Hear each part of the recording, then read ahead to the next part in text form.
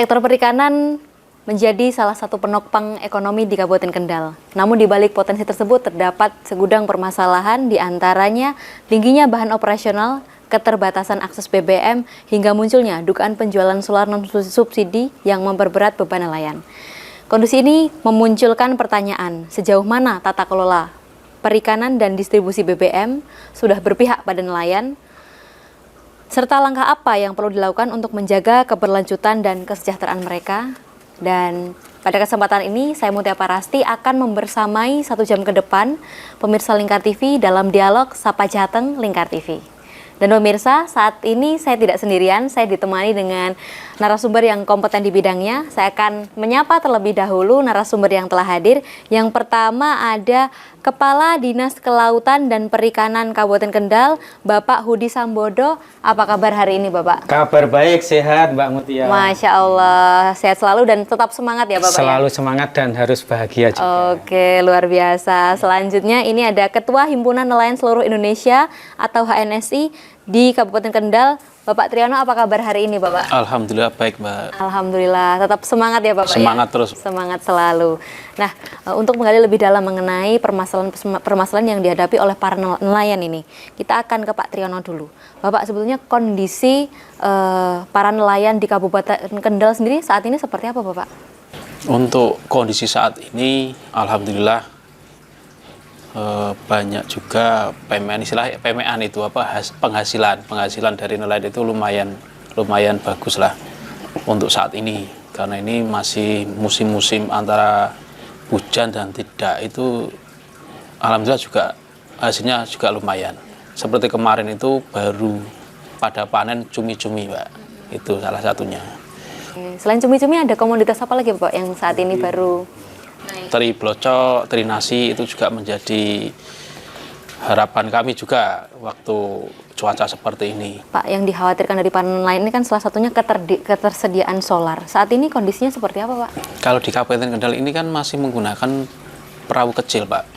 Masih dapat subsidi dari pemerintah. Mungkin sudah masih bagus lah untuk kami ke depannya gitu.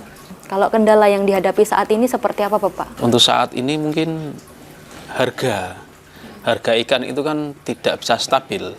Misalnya pas waktu musim-musim paceklik, penghasilan tangkap sedikit, harga naik. Tapi di waktu pas musim-musimnya banyak penghasilan dari laut itu, harga cenderung turun. Belum ada kestabilan untuk harga itu sendiri. Kalau saat ini dari segi ikan-ikan tertentu ini ada harga yang naik atau seperti apa, Bapak? Untuk harga kemarin karena banyaknya cumi, harga itu sampai 20.000 per kilo. Tapi di waktu penghasilan dari teman-teman nelayan itu agak sedikit, harga sampai 60.000 per kilonya.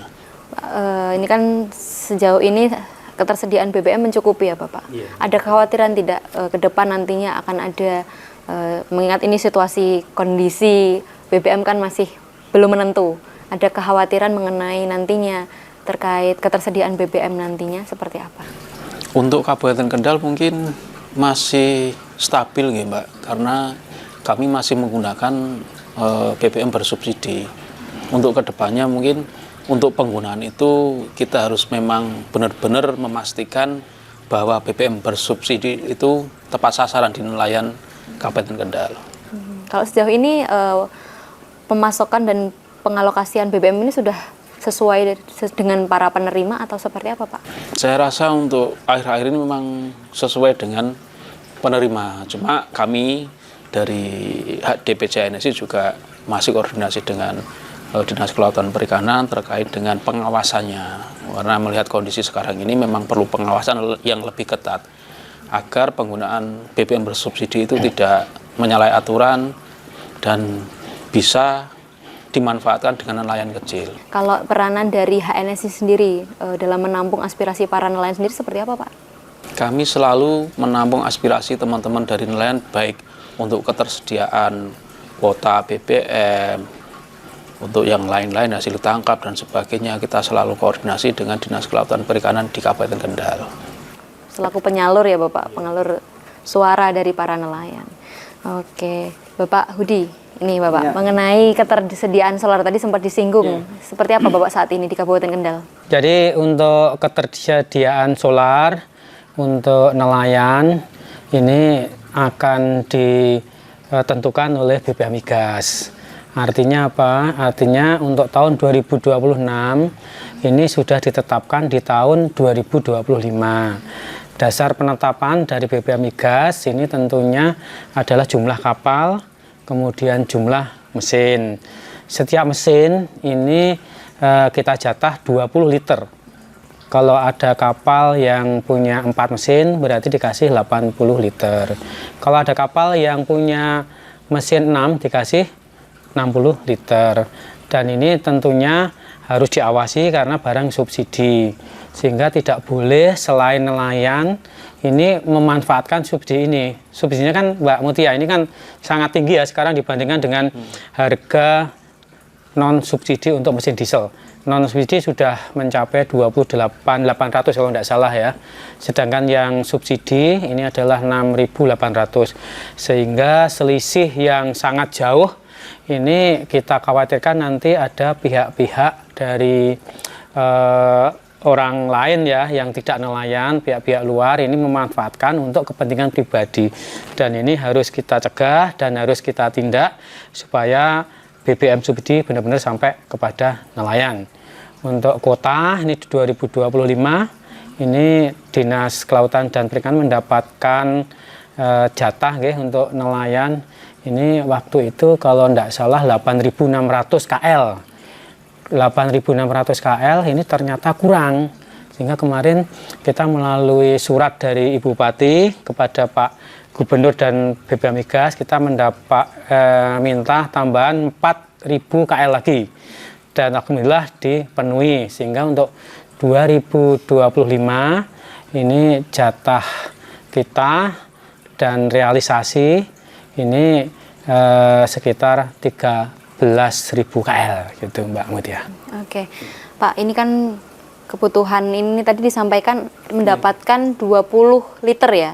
Untuk satu mesin. Untuk satu mesin, nah itu diserahkan atau diberikan itu berapa, dalam jangka waktu berapa kali Pak?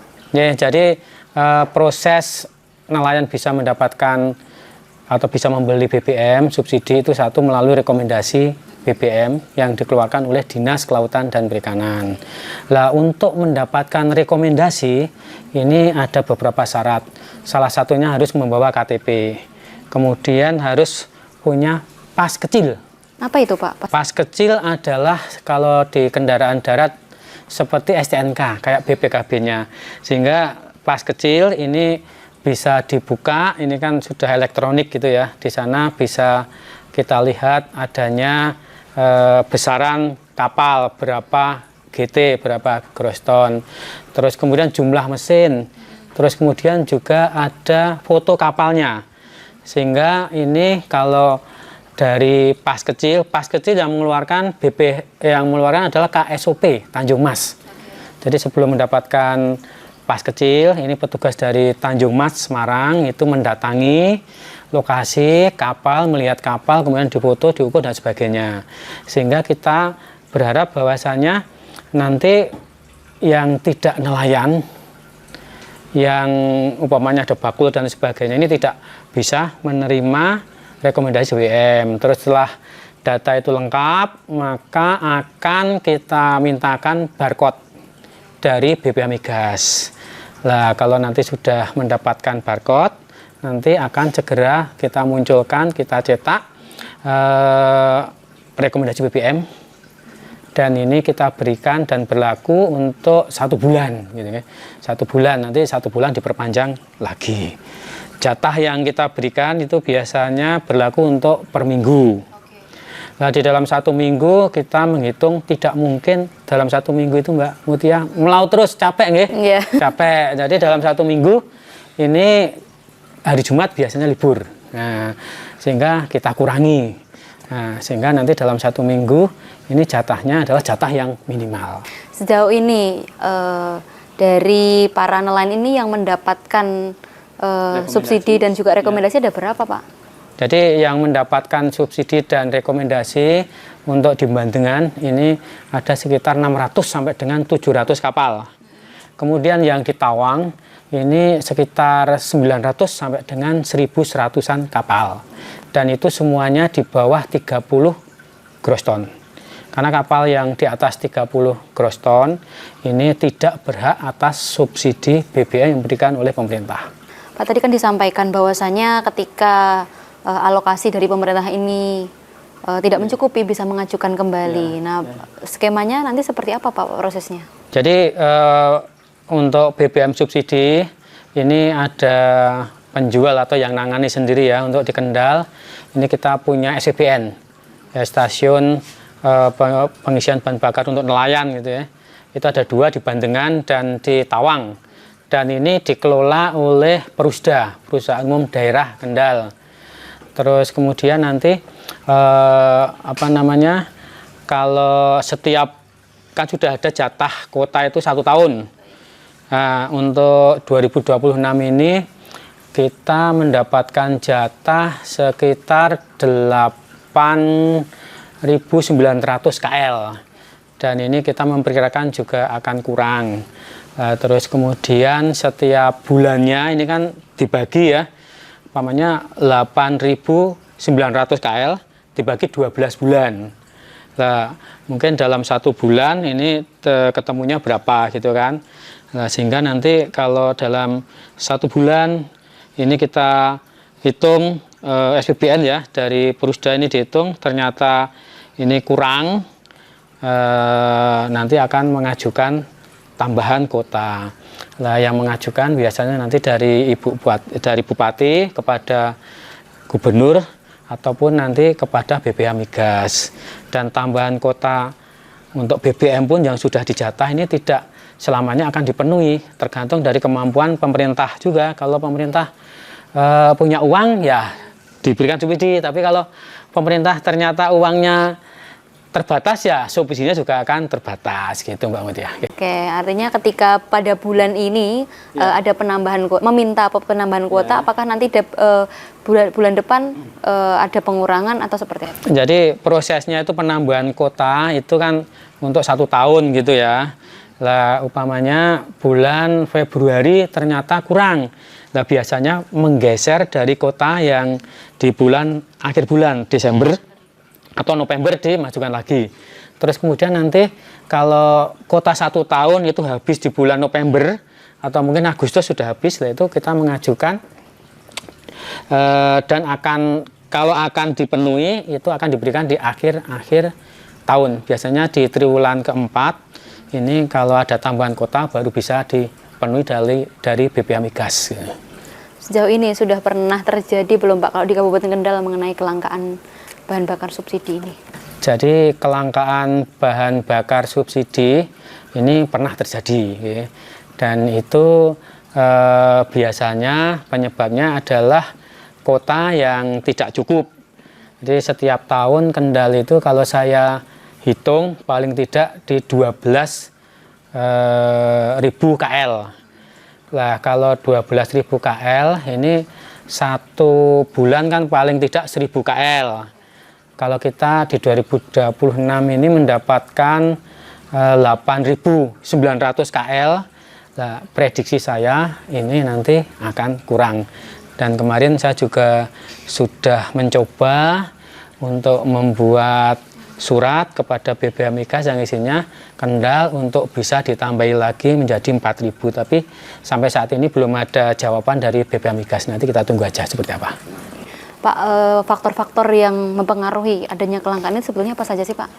Jadi faktor-faktor yang mempengaruhi kelangkaan ini kita juga sinyalir ini subsidi kadang tidak tepat sasaran. Salah satunya contoh umpamanya nelayan tidak melaut di musim paceklik.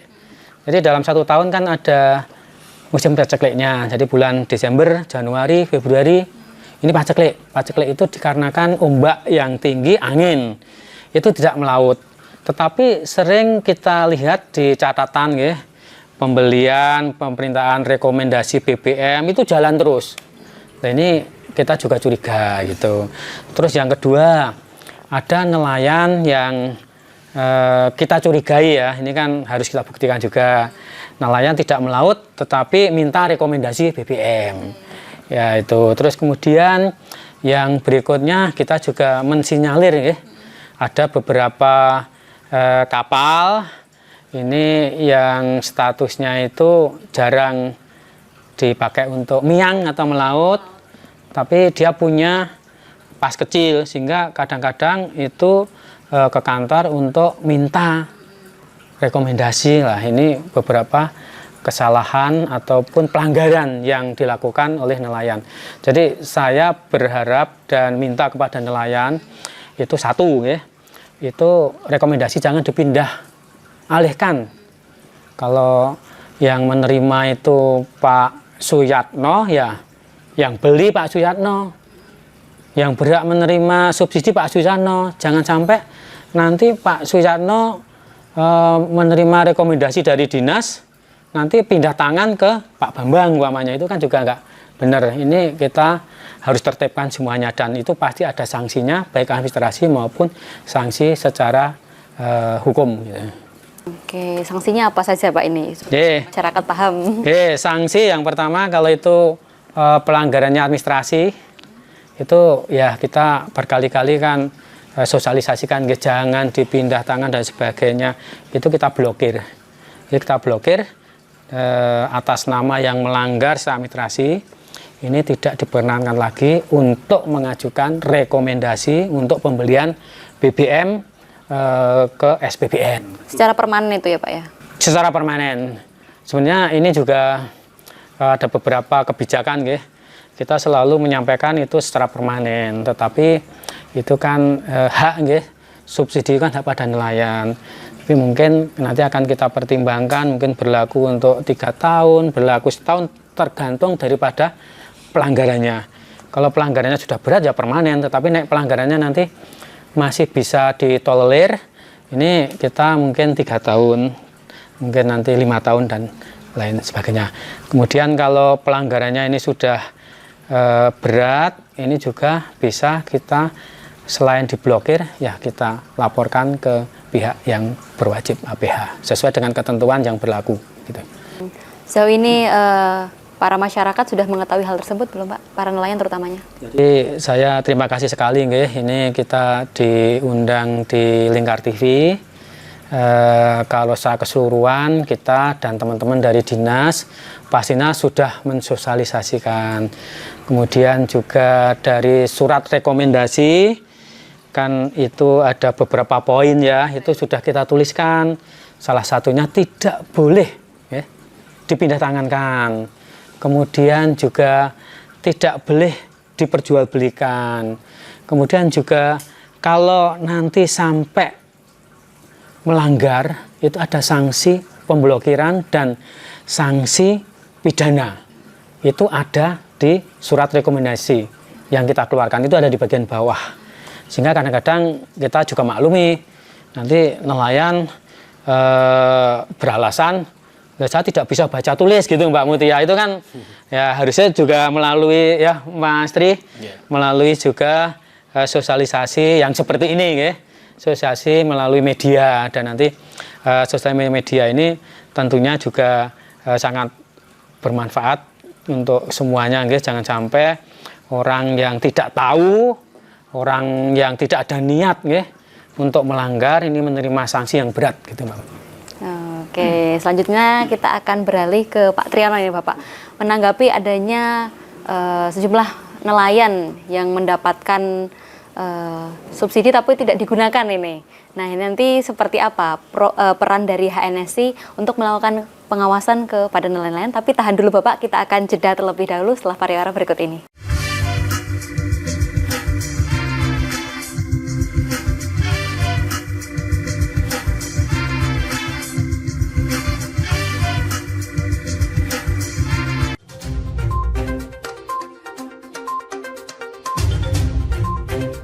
Merangkum semua peristiwa sebagai berita yang penuh fakta.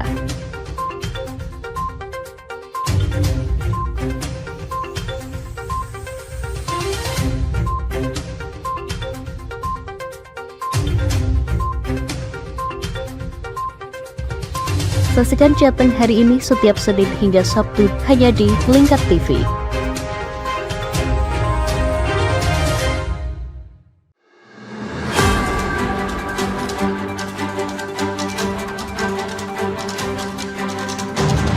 Menemani pagi Anda dengan menyajikan berita nasional dan regional yang dikupas secara akurat dan aktual untuk awali hari.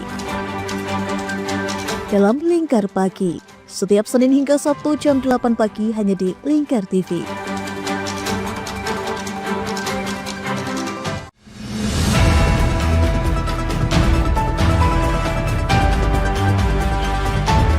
Siang hari, waktu yang tepat untuk berita akurat.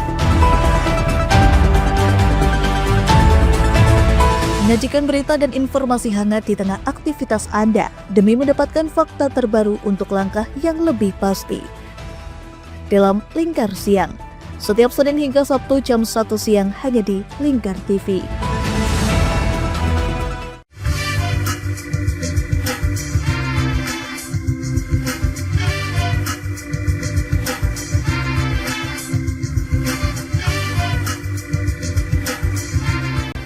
Baik pemirsa, Anda masih bersama Sapa Jateng Lingkar TV. Nah, kita akan membahas mengenai tantangan yang dihadapi ya Bapak ya. Tadi bila mana terjadi kelangkaan oleh Pak Triyono, seperti apa Bapak ketika di lapangan ada kelangkaan dan menghadapi kelangkaan tersebut seperti apa? Pengawasan dari nelayan dan juga tadi disampaikan ketika ada penerima subsidi namun tidak digunakan untuk melaut, seperti apa Bapak pengawasannya? Mungkin dari kami itu berharapnya itu kan tepat sasaran ya Bapak Tinggi untuk subsidi itu. Namun memang kita akui memang ada beberapa nelayan yang memang nakal, bahasanya nakal itu. Oknum lah. Ya. Oknum ya. Perlu kita Tidak bina semuanya, juga ya. terkait dengan BBM bersubsidi ini. Namun tidak menutup kemungkinan kami ketika mengalami kelangkaan BBM itu kita tetap koordinasi dari kepada Dinas Kelautan Perikanan baik dari Bupati maupun dari Pak Gubernur. Kita akan menyampaikan hal tersebut karena melihat kondisi di lapangan itu memang kami memang butuh untuk BBM yang bersubsidi karena melihat kondisi Karena murah. Dan mungkin spesifikasinya kita sesuaikan dengan JT dari perahu itu sendiri karena nelayan di Kabupaten Kendal kan JT-nya JT kecil lah, di bawah 30 dan hak mereka juga mendapatkan BBM bersubsidi. Adapun untuk permasalahan memang kami mengakui masih banyaknya lah teman-teman nelayan yang belum tahu persis atau mungkin tidak mau tahu terkait dengan resiko-resiko ketika rekom tadi nyampe ke oknum itu juga mereka belum tahu resikonya karena selama ini memang belum ada pengawasan secara ketat. Nah, harapannya kita ke depan nanti ada pengawasan lebih lanjut agar BBM bersubsidi ini tepat sasaran gitu.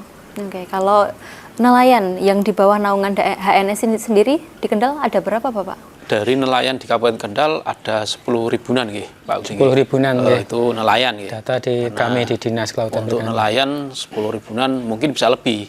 Karena untuk yang nelayan itu tidak semua nelayan punya perahu sendiri. Kadang dia ikut di ABK-nya. Seperti perahu yang di kapal di Porsen itu 20 GT gross ton itu kan dia ikutnya di situ. Untuk ABK sendiri untuk perahu Porsen itu 20 sampai 25 ABK. Nah itu juga masuk data di nelayan gitu. Oke. Pak tadi disampaikan kalau nelayan di Kabupaten Kendal itu di bawah GT30 ya. Itu rentang berapa saja, Pak? Kalau di Kabupaten Kendal untuk yang 22 gross ton sampai 20 di kisaran angka 105-an lah. Untuk yang selebihnya itu perahu yang di GT 3 GT itu rata-rata. Kemudian Bapak tadi disampaikan juga bahwasanya masih terdapat oknum nelayan yang nakal.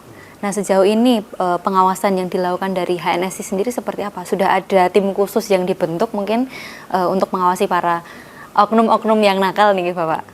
Sementara yang lalu kita memberikan pengertian pemahaman, kalaupun ada penyalahgunaan dan sebagainya, itu nanti akan kena seperti ini, pidana dan sebagainya, ada hukum administrasi. Kemarin juga sudah mulai Pak Udi nggih. Ada pembeklisan, rekom-rekom yang digunakan dengan oknum.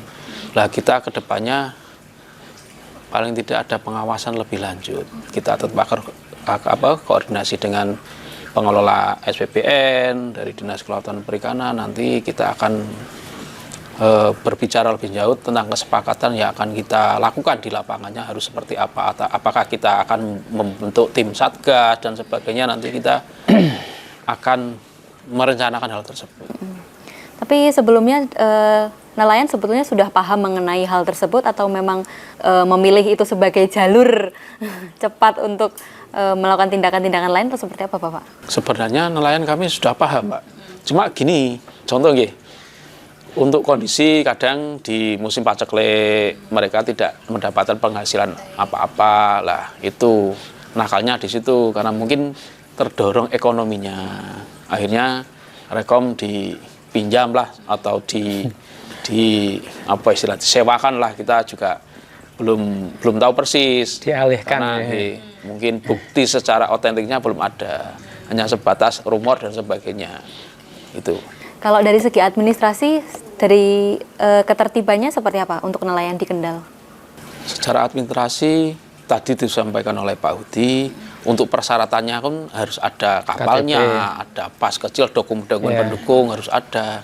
Cuma tadi juga adalah salah satu mungkin dari beberapa nelayan yang perahunya sudah tidak bisa melaut, mangkrak, itu masih ada, rusak, masih ada dokumennya seperti pas kecil itu menjadi persyaratan soalnya untuk mendapatkan BBM bersubsidi itu melalui rekomendasi. Kadang juga ya nakal seperti itu. Kalau administrasi tersebut nantinya dapat diperbarui atau seperti apa Bapak secara berkala? Kalau ada teman mungkin bisa kita tindak lanjuti nggih Pak Udi nggih. Pembeklisan dan sebagainya bisa. Jadi kalau 2026 ini kita minta kepada seluruh nelayan untuk mengajukan rekomendasi BBM, itu salah satu syaratnya ada perpanjangan gitu ya. Kalau kayak STNK itu kan perpanjangan. Lah kita dari Dinas Kelautan dan Perikanan juga minta perpanjangan pas kecil itu setiap tahun sekali. Lah mengapa ini kita minta ini menjadi aturan, di aturannya ada dari BPH Migas KSOP menyebutkan seperti itu. Kemudian yang kedua seperti yang disampaikan oleh Mas Triyono, Ketua HNSI, ini salah satunya untuk mencegah supaya sudah kapalnya tidak dipakai, kapalnya itu cuman ibaratnya itu didongkrok gitu kan, mangkrak, tetapi selalu minta rekom BBM. Saya juga mendapat informasi dari nelayan sendiri Mas Tri. Jadi ada setelah mendapatkan EPAS, kemudian 5 atau 4 bulan kemudian diganti catnya, terus meminta EPAS lagi. Nah, ini informasi-informasi yang berkembang di masyarakat nelayan, ini tentunya perlu diluruskan dan perlu dibuktikan. Nah, tujuannya apa? Tujuannya adalah supaya selain diedukasi, nelayan itu jangan sampai melanggar aturan, karena ini adalah barang subsidi dan itu harus tepat kepada yang berhak.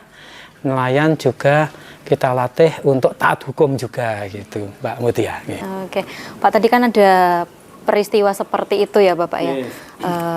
Apakah nantinya peristiwa tersebut dapat ditindak ke aparat kepolisian, dan sejauh ini langkah dari DKP sendiri seperti apa untuk mencegah hal tersebut terjadi? Jadi kalau terkait ditindak, pastinya kan semuanya itu kan ada aturannya. Kalau melanggar aturannya kan harus beri hukuman. Nah, mungkin beberapa waktu yang lalu ini di Kendal di Desa Karangsari ya, Karangsari.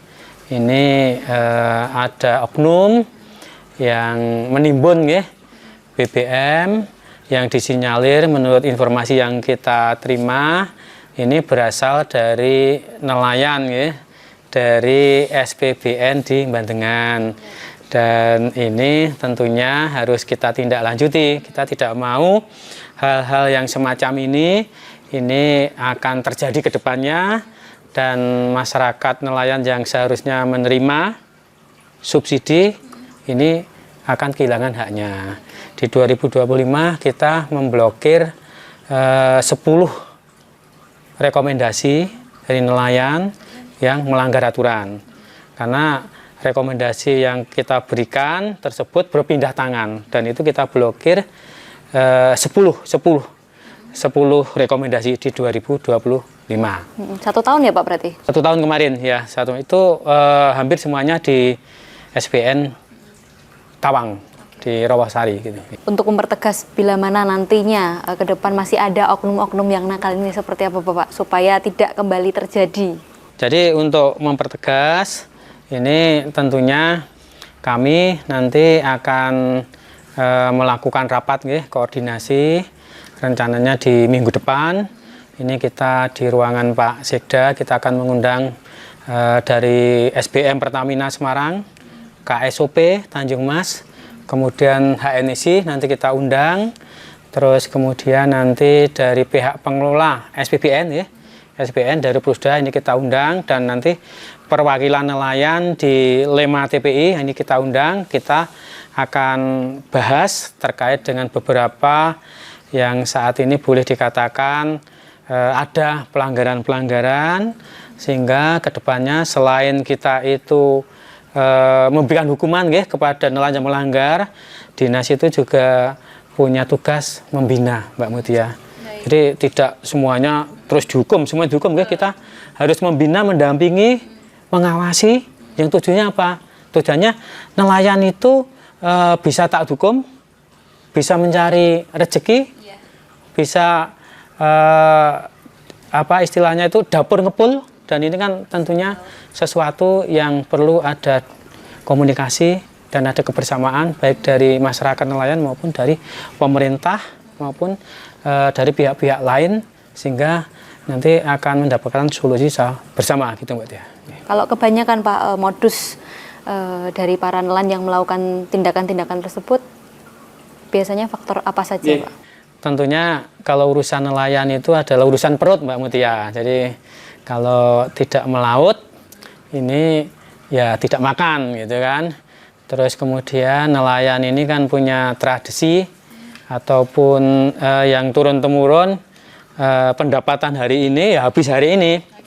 Jadi kalau nelayan-nelayan kecil itu kalau ditanya tabungan belum berpikir punya tabungan. Yang penting saya butuh makan dan keluarga itu bisa makan dari melaut gitu kan. Dan lautan ini kan ibaratnya kan sebagai anugerah dari Tuhan tidak harus memberi pakan ikannya besar sendiri, kemudian tidak harus menjaga dan sebagainya. Tapi tentunya ini nelayan harus diedukasi supaya sama-sama bertanggung jawab gitu. Nanti kedepannya kita juga akan sering-sering memberi semacam penyuluhan kemudian memberi contoh kalau melanggar. Ini pasti KPD 2025 ini 10 kita blokir rekomendasi BBM-nya. Kemudian beberapa waktu yang lalu itu juga oknum yang melanggar, yang menimbun ini juga sudah diambil ditangkap oleh Mabes Polri, sehingga yang lain jangan ikut-ikutan, kasihan anak dan istri gitu Mbak. Sudah ada contohnya ya Pak? Sudah ada contoh yang tidak baik, tidak harus ditiru dan tidak boleh ditiru gitu. Bapak, itu tadi kan disampaikan terdapat kasus-kasus yang tidak boleh ditiru. Biasanya barang-barang ini yang ditimbun maupun yang mendapatkan rekomendasi dan mendapatkan bantuan subsidi ini biasanya dialokasikan kemana Pak? Dijual kembali kah atau seperti apa? Jadi kalau terkait dialokasikan kemana, saya kan juga tidak mempunyai bukti. Kalau saya menyampaikan nanti saya kan juga salah gitu kan. Lah itu biar urusan pihak yang berwenang, yang pada intinya pasti ini untuk kegiatan-kegiatan yang lain gitu, yang boleh dikatakan memerlukan BBM dari nelayan gitu, yang harganya murah. Oke, kita akan ke Pak Triyono. Pak, itu tadi yang langkah-langkah yang telah dilakukan dari Dinas Kelautan sendiri. Kalau dari HNSI sendiri seperti apa langkah-langkah untuk menekankan para nelayan ini supaya tidak melakukan hal-hal menimbun subsidi BBM yang nantinya juga akan membawa dampak yang buruk juga bagi diri nelayan tersebut. Seperti apa, Pak? Langkah kami memang sebelumnya sudah sering kita mensosialisasikan untuk BBM ini agar supaya jangan sampai disalahgunakan. Tapi juga kita menjadi dilematis ketika itu penyampaian ternyata ada beberapa oknum yang memainkan itu. Kita juga istilahnya di sini ini kan juga dilematis. Ketika teman-teman dari nelayan kekurangan BBM, kita agak menekan sedikit ini dengan pemerintah daerah. Ketika itu kota dipenuhi, ada juga oknum-oknum yang bermain di situ. Langkah kita harapannya itu kita bisa memonitor bareng, kita sama-sama menjaga baik dari kami DPJ HNSI dan nelayan itu sendiri agar sama-sama mengawasi. Karena kalau tidak kita mengawasi itu kita juga kena imbas sendiri. Ada juga nanti tahu-tahu dari SPPN misalnya dibantingkan itu diberhentikan, itu kita juga susah. Karena banyak teman dan temuan itu. Pernah ya? Pernah yang di Tawang kemarin, Pak. 1 bulan kita juga, wah, potang-panting gitu. Nah, Dampaknya ke nelayan yang lain juga ya, Pak ya? Makanya kita sampaikan untuk teman-teman nelayan, nek kita tidak sama-sama mengawasi, ya kita ini sebagai pemakai dan penerima kena sendiri gitu. Dari kami seperti itu sudah berupaya lah bersama-sama dari teman-teman untuk bisa memonitor bersama-sama kaitan dengan pendistribusian BBM itu. Oke, Pak.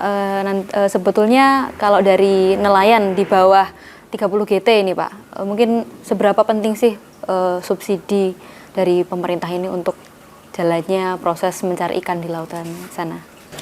Untuk subsidi itu sangat penting sekali bagi nelayan-nelayan kecil, karena melihat kondisi sekarang ini tadi juga untuk hasil tangkapnya sendiri sekarang ini kan juga cenderung berkurang, dan untuk zona penangkapan sekarang saja sudah agak jauh dari bibir pantai. Nah, kalau yang dulu waktu saya masih kecil di depan muara saja itu banyak ikannya, Mbak.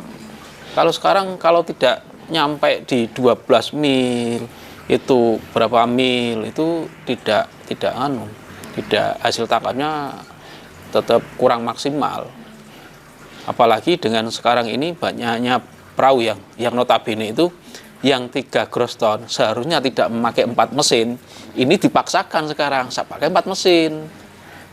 Itu juga menjadi masalah sebenarnya, karena melihat kondisi di lapangan itu teman-teman nelayan itu melautnya lebih agak jauh dari bibir pantai. Yang dulu paling kisaran 5 mil itu sudah ada, hasilnya tangkap juga ada, tapi kalau sekarang kan masih perlu lagi, paling tidak ada pendukung dari mesinnya itu, yang tadinya hanya 2 sekarang harus 4 dan sebagainya. Itu menjadi permasalahan kita sebenarnya, harus kita urai bersama terkait dengan Kalau dari HNSI sendiri pernah melakukan penghitungan apa belum, Pak, mengenai kebutuhan subsidi nelayan ketika melaut? Apakah sudah mencukupi kuotanya ini?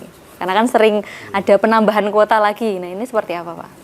Nek kalau melihat tadi disampaikan oleh Pak Kepala Dinas Kelautan Perikanan, tidak mungkin toh nelayan itu berangkat tiap hari. Pasti kan ada liburnya.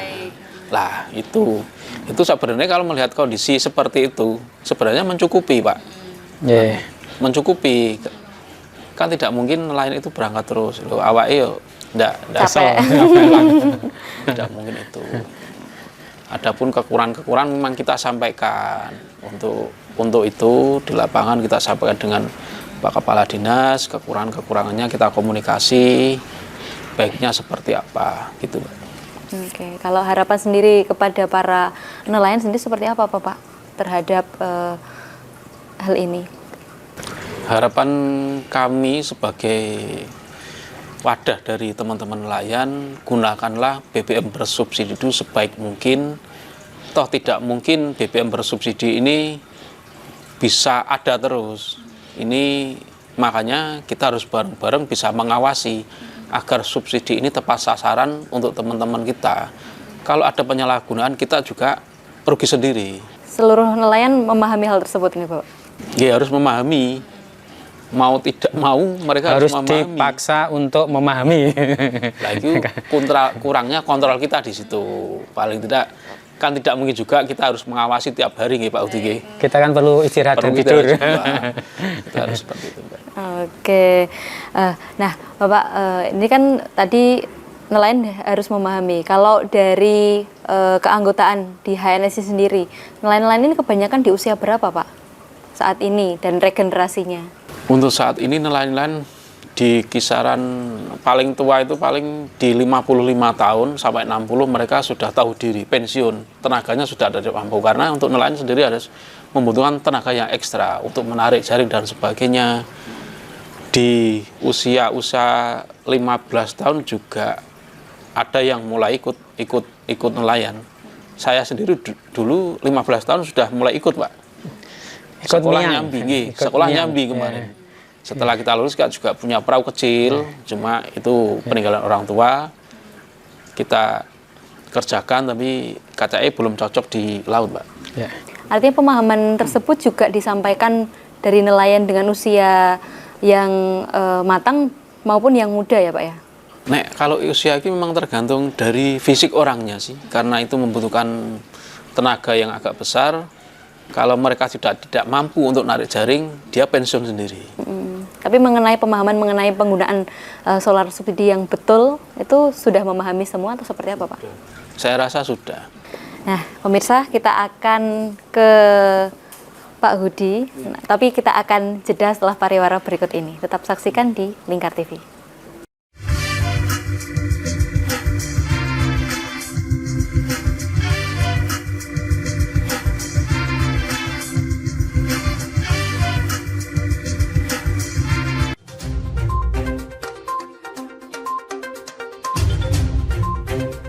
Merangkum semua peristiwa sebagai berita yang penuh fakta.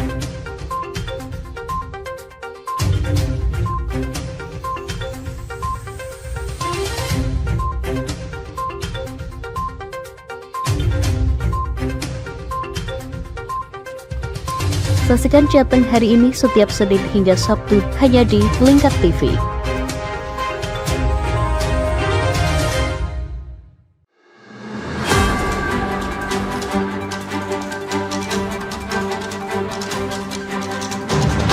Menemani pagi Anda dengan menyajikan berita nasional dan regional yang dikupas secara akurat dan aktual untuk awali hari. Dalam Lingkar Pagi, setiap Senin hingga Sabtu jam 8 pagi hanya di Lingkar TV.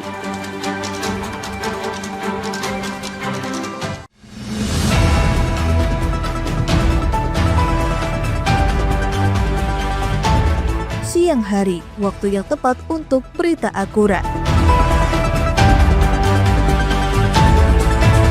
Menyajikan berita dan informasi hangat di tengah aktivitas Anda demi mendapatkan fakta terbaru untuk langkah yang lebih pasti. Dalam Lingkar Siang, setiap Senin hingga Sabtu jam 1 siang hanya di Lingkar TV.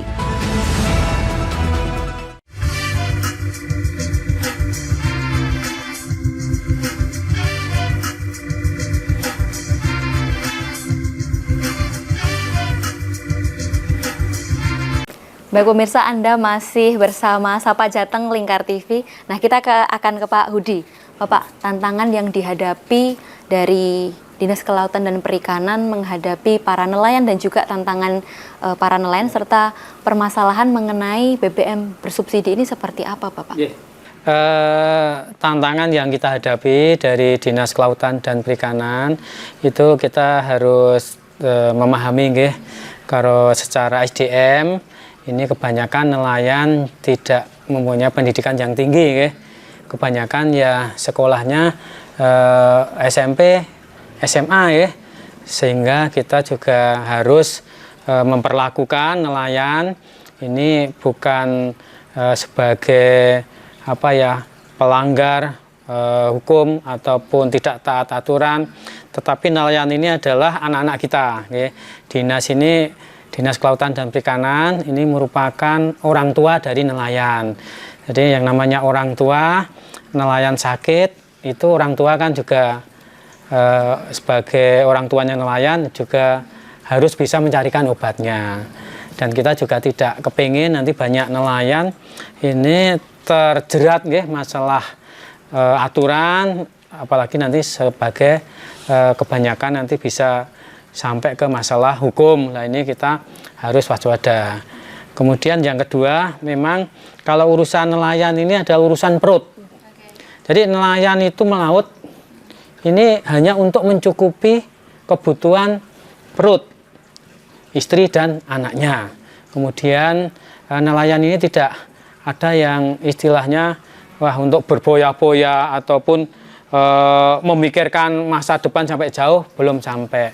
Sehingga kita juga harus memahami dan harus merangkul semua nelayan ini untuk menyambung hidup. Kemudian yang berikutnya yang namanya subsidi BBM, subsidi dari pemerintah ini kan diharapkan semakin tahun semakin lama ini juga harus berkurang. Jadi kita punya program bahwasanya nelayan ini nanti semuanya ini subsidinya kan pastinya kan tidak bisa pasti terbatas. Apalagi keadaan saat ini ekonomi yang boleh dikatakan masih belum bisa memberikan subsidi kepada semua nelayan. Kemudian yang berikutnya bahwa nelayan yang ada di Kendal ini memang rata-rata sebagai tulang punggung. Sedangkan istri nelayan ini kebanyakan juga tidak mempunyai mata pencaharian Jadi nanti itu menjadi tantangan, apakah nanti kita akan melatih para istri nelayan ini supaya di musim-musim paceklik ini bisa menyambung dapurnya untuk bisa ngepul terus dengan salah satunya membuat olahan-olahan ikan dari hasil tangkapan suaminya yang mempunyai nilai ekonomi lebih tinggi, sehingga nanti di saat musim paceklik ini istri juga bisa menghasilkan. Itu Mbak Mutia. Kalau inovasi yang dilakukan dari DKP sendiri untuk mensosialisasikan terkait pentingnya BBM bersubsidi ini seperti apa Bapak? Adakah atau ada inovasi yang lainnya juga? Ya, jadi untuk BBM bersubsidi ini salah satunya kita itu sudah memperlakukan barcode barcode.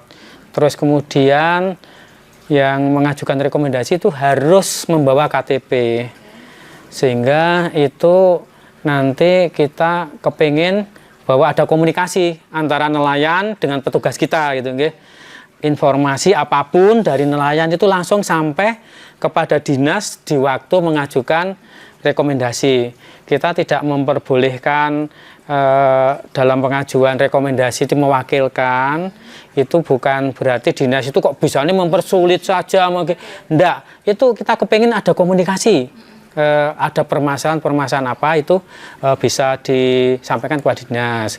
Kemudian di Dinas Kelautan dan Perikanan ini kan ada kerjasama dengan BMKG terkait dengan gelombang, angin dan lain sebagainya. Mungkin Mbak Mutia juga bisa melihat di tagline yang ada di Dinas Kelautan dan Perikanan setiap hari itu kan gelombang berapa meter angin dan ada update-nya. Kemudian juga kita punya petugas yang selalu memberikan informasi cuaca kepada kelompok-kelompok nelayan itu setiap hari. Tujuannya apa? Supaya nanti nelayan itu tidak mengalami kecelakaan, nelayan itu nyaman. Kira-kira ini tinggi gelombang sampai 2 meter. Nah, ini lebih berhati-hati lagi atau mungkin untuk menunda melaut. Kemudian juga dari Dinas Kelautan dan Perikanan ini juga ada face finder. Apa itu Bapak? Face finder itu semacam alat elektronik ini yang bisa mengetahui keberadaan ikan. Bisa mendeteksi mendeteksi keberadaan ikan. Sinyal. Kalau seperti GPS GPS. Lah itu harganya mahal. Sehingga ini tentunya tidak semua nelayan mampu untuk membeli. Cuman kita harapkan nanti mungkin dalam satu kelompok KUB, umpamanya KUB itu ada terdiri dari 15 kapal-kapal nelayan itu salah satu punya fish vendor. Lah, supaya nanti dalam mencari ikan ini tepat. Tidak wah ke sana kemari seperti Pak Tri tadi sampai 12-13. Kalau ada alatnya kan wah ada di 4 lah, langsung menangkap ke lokasi di mana ada ikan gitu Mbak Mutia. Oke, kita akan ke Pak Tri dulu. Pak Tri, ini kan tadi disampaikan mengenai BBM bersubsidi. Kalau kendala dan juga tantangan yang dihadapi dari HNSI sendiri untuk memberikan pemahaman kepada para nelayan sendiri seperti apa? Kalau kami berharap itu kan kita kan sudah mensosialisasikan tren resiko apa-apa yang dihadapi ketika penyalahgunaan BBM itu kita diam saja. Itu kan jadi masalah. Makanya kita tekankan kalau kita tidak bersama-sama mengawasi itu ya yang rugi kita sendiri. Bisa saja nanti untuk kuotanya juga dipangkas, bisa juga nanti subsidinya dihilangkan. Itu kan menjadi repot buat kita sendiri. Untuk ke depan mungkin kita berharap itu ada satgas dari kami mungkin bisa kerjasama dengan Perusda, mungkin Dinas Kelautan Perikanan. Untuk satgasnya nanti kita konsep Pak bareng-bareng. Kita harus seperti apa nanti kita sepakati biar BBM ini bukan hanya dari dinas mengawasi, kami juga sebagai penerima subsidi itu juga tidak kewirangan dalam arti ketika kekurangan kuota BBM kita istilahnya gembor bahasanya, tapi di satu sisi ketika semua dicukupi ada oknum yang lain nakal. Gitu, yang nakal. Pak, tadi kan disampaikan bahwasanya sejumlah langkah telah dilakukan dan juga pemahaman juga telah diberikan kepada para nelayan. Kalau dari HNS sendiri, ada berapa petugas yang secara rutin ini melakukan sosialisasi kepada nelayan? Sementara ini belum ada petugas secara khusus. Secara khusus, istilah satgas itu belum ada. Memang kita berencana dan ingin satgas itu ada untuk bisa sama-sama mengawasi itu. Kalau dari HNS sendiri, tadi kan disampaikan bahwasanya subsidi nantinya tidak akan terus bertambah dan nantinya akan berkurang. Adakah inovasi yang dilakukan dari HNS sendiri untuk mendorong para nelayan untuk dapat meningkatkan taraf hidupnya melalui jalur sebagai nelayan juga? Seperti apa itu, Pak?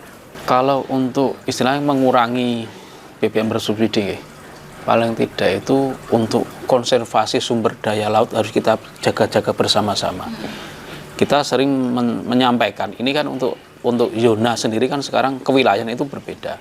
Untuk zona laut 0-12 mil itu adalah wilayah provinsi.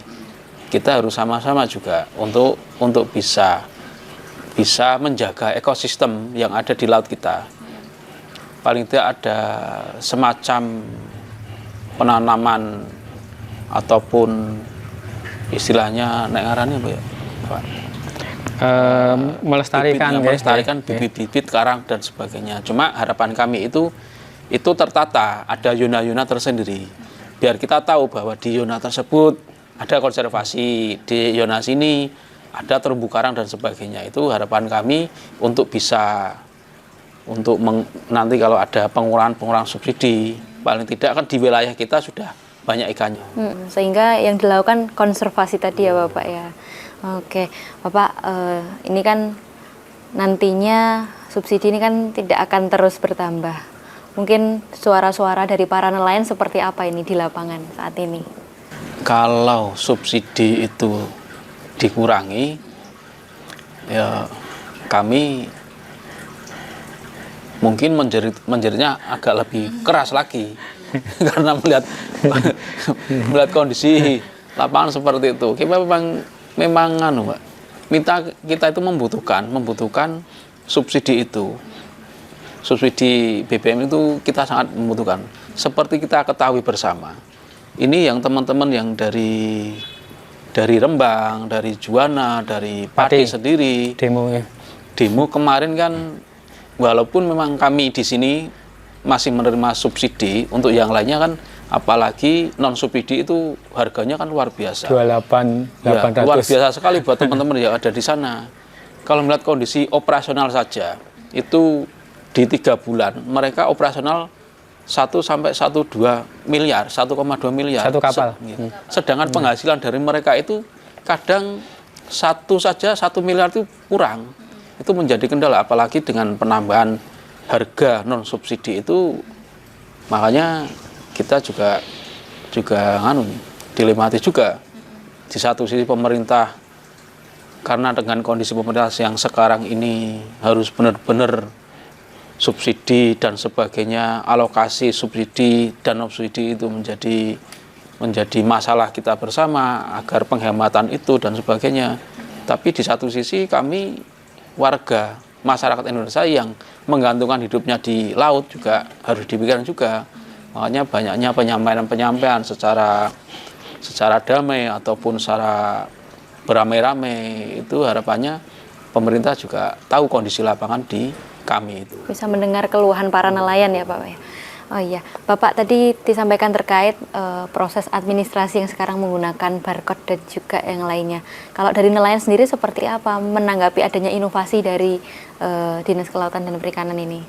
Sebenarnya dari kami nelayan itu menyesuaikan sebenarnya, walaupun penyesuaian ini kan butuh proses juga. Ya.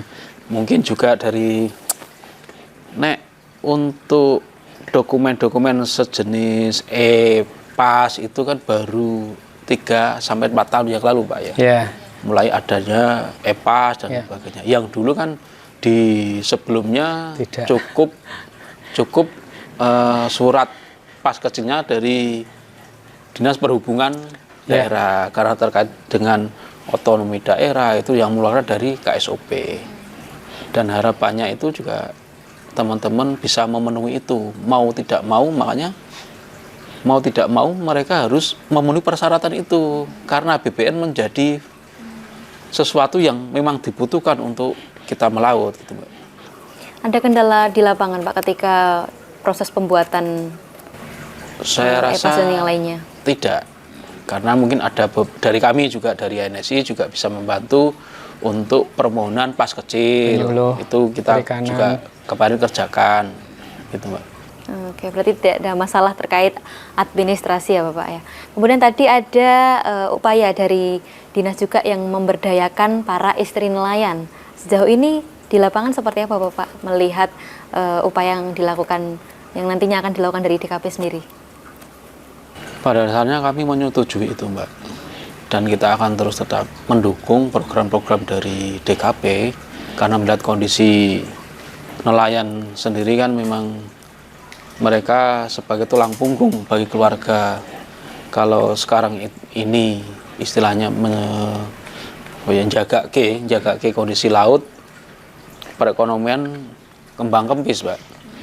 Ya alhamdulillah untuk pemberdayaan ibu-ibu dari nelayan bisa tereksekusi dan terlaksana dengan baik, itu sedikit banyak membantu perekonomian di nelayan.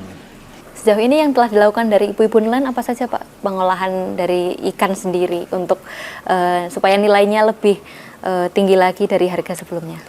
Ada beberapa ibu-ibu ya, istilahnya itu kan apa ya, pengolahan grek, ikan asin. ikan asin, terus ada inovasi terasi juga, terus membuat apa ya, sejenis keripik cumi, itu kan juga ada, itu salah satunya, Mbak. Itu di wilayah mana Pak? Di Bandingan ada, Tanggul Malang ada. Pak, ini harapan dari HNSI sendiri seperti apa mengenai langkah-langkah yang dilakukan dan upaya dari Dinas Kelautan dan Perikanan seperti apa supaya nantinya para nelayan juga dapat menggunakan subsidi dan juga dapat tetap melaut dengan nyaman dan juga aman, seperti apa Pak? Upaya ke depan itu Satgas itu, kita pengawasannya lebih, karena kita sampaikan dari awal untuk resiko sendiri ketika penggunaan BBM yang bersubsidi tidak tepat sasaran, ya imbasnya ke kita lagi. Dari itu kan teman-teman juga tahu lah, oh kalau kita biarkan yang kena kita sendiri, itu Mbak. Pak, ini terakhir pesan bagi para nelayan ini selaku para pelaku dan juga pengguna BBM bersubsidi yang digunakan untuk kesehariannya mencari ikan di lautan sana. Seperti apa, Pak? Oke, untuk teman-teman nelayan yang ada di Kabupaten Kendal, seperti kita ketahui bahwa penyalahgunaan BBM bersubsidi itu resikonya juga sangat tidak bagus buat kita. Kita juga masih membutuhkan BBM bersubsidi itu agar perekonomian kita tetap jalan. Mari kita jaga bersama agar penggunaan BBM bersubsidi ini tepat sasaran. Oke, Pak Triyono. Nah, Pak Udi, ini melihat respon dari HNSI mengenai sejumlah langkah dan juga inovasi yang dilakukan dari DKP sendiri, respon dari dinas sendiri seperti apa, Bapak? Jadi kami dari Dinas Kelautan dan Perikanan dan selaku orang tua HNSI dan orang tua nelayan semuanya yang ada di Kendal, ini tentunya kita tidak akan tinggal diam. Kita juga tadi sudah menyampaikan ke Pak Tri, Pak Ketua HNSI, sebenarnya yang tahu dia itu bakul atau nelayan itu adalah nelayan sendiri. Yang tahu dia itu menggunakan BBM untuk melaut atau tidak, itu adalah nelayan sendiri. HNSI ini ada rukun nelayan, di bawah HNSI ada rukun nelayan. Saya tadi meminta ke Pak Tri, jadi rukun nelayan ini tolong untuk bisa ikut mengawasi di SPBN. Kalau itu memang dari rukun nelayan HNSI tahu itu bakul, itu saya sampaikan tolong ditangkap saja atau mungkin dilarang saja, sampaikan juga ke SPBN. Ini akan lebih efektif karena rukun nelayan ini ada di lokasi, HNSI ada di lokasi. Kalau dari dinas sendiri kan terlalu jauh, tidak bisa menjangkau sampai ke sana setiap hari, sehingga nanti itu akan kita laksanakan.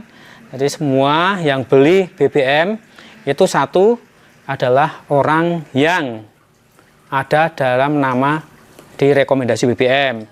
Kalau capek melaut, ini tentunya bisa diwakilkan, bisa istri atau anaknya yang tercantum dalam KK. Yang berikutnya jangan sampai rekomendasi ini pindah tangan. Kalau sampai nanti ini pindah tangan, tentunya akan rawan dengan adanya penyelewengan dan tidak digunakan sebagaimana mestinya untuk melaut. Yang ketiga, selalu komunikasi, nanti nelayan HNSI dengan dinas, karena dinas pasti akan mencari solusi terkait dengan BBM subsidi ini supaya tepat sasaran.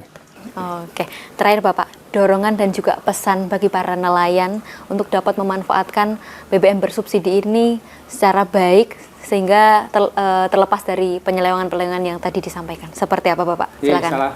Salah satunya bahwasanya nelayan itu kalau kapalnya itu adalah kapal kecil 2 atau 3 GT, jangan menggunakan mesin sampai 5 atau 6. Saya juga mendapat laporan kapalnya 3 GT, mesinnya 5, 4. Ini kan pemborosan juga. Kemudian yang berikutnya jangan sampai nanti nelayan itu kalau di musim paceklik tidak melaut, ini tetap berusaha untuk mencari rekomendasi BBM untuk beli BBM. Jadi jujur saja kalau tidak melaut ya jangan mencari rekomendasi BBM untuk beli BBM. Kemudian yang berikutnya tolong nanti nelayan kalau mengetahui ada penyelewengan di lapangan, kemudian ada kapal yang tidak melaut, kemudian membeli BBM, itu tolong untuk dilaporkan ke rukun nelayan, terus kemudian nanti ke HNSI dan ke dinas, nanti akan kita tindak lanjuti. Intinya semua stakeholder, semua pihak harus bersama-sama untuk mengamankan BBM bersubsidi ini, baik nelayan, kemudian SPBN, Perusda, HNSI, dinas, dan mungkin aparat dan lain sebagainya harus saling tolong-menolong dan membantu supaya BBM tepat sasaran gitu.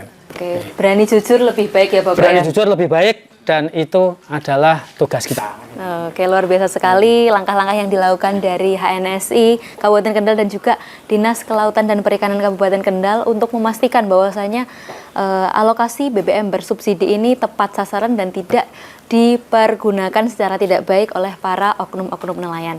Dan itu tadi pemirsa dialog kami dengan DKP dan juga HNSI Kabupaten Kendal, dan saya Mutia Parasti dan segenap kru yang bertugas pamit dari hadapan Anda. Tetap saksikan Sapa Jateng hanya di Lingkar TV.